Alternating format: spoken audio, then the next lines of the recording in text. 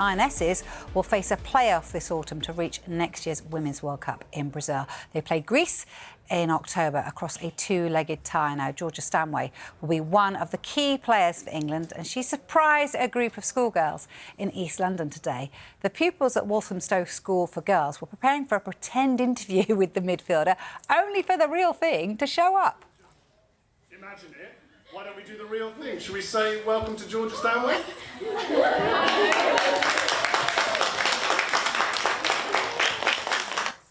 And I'm pleased to say the real thing, Georgia herself, is here now. Good to see you, Georgia. Lovely to see you. Look, tell us why you were in Walthamstow today, then. Hello, I hope you're good. Yeah, we're here today because we had the Go All In campaign. Basically, just trying to spread our word in terms of reading, in terms of, women's football and how people in my position can, help support the next generation as much as possible. I like the sound of that. You were interviewed by some of the girls. What was the toughest question you faced then?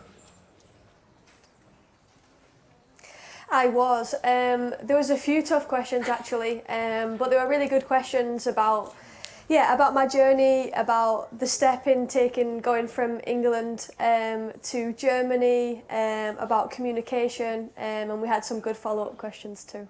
That's good to hear. Look, just talk us through that, because how important do you see it is to the next generation to get them engaged with football, especially women's football, would you say?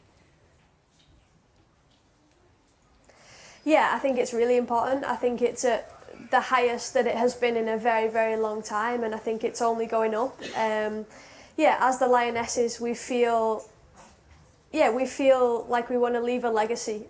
We don't just want to play football, but we want to be able to inspire at the same time and create as much talent pool as we can for the next generation. And today we were talking about reading, but that's not necessarily reading books, but it's reading tactics, it's reading comments, it's reading information that can help you both in life but also on pitch. I like the sound of it. OK, look, you have been in Germany, you said, for the last 4 years, but you've seen how the growth of the WSL is going from strength to strength. There have been some huge signings as well already. The likes of Alexia Putellas could be on her way to England. How exciting is that, and what does it say about the WSL, do you feel? Yeah, the WSL is really attractive, but I think especially after the Euros win in 2022, that was really when everything took off.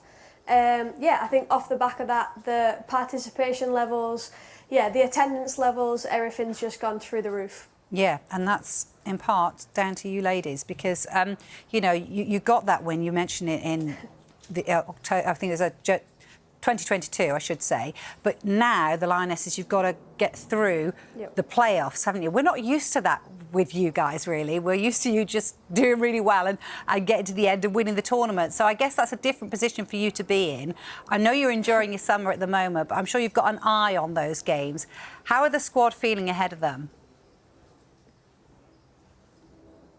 Yeah, definitely. I think it's important that we take some time off, but at the same time, we want to continue to put the work in and continue with the maintenance ready for the pre-season. I think in terms of the World Cup qualifying situation, I don't see it as a bad thing. Spain were world champions for a reason.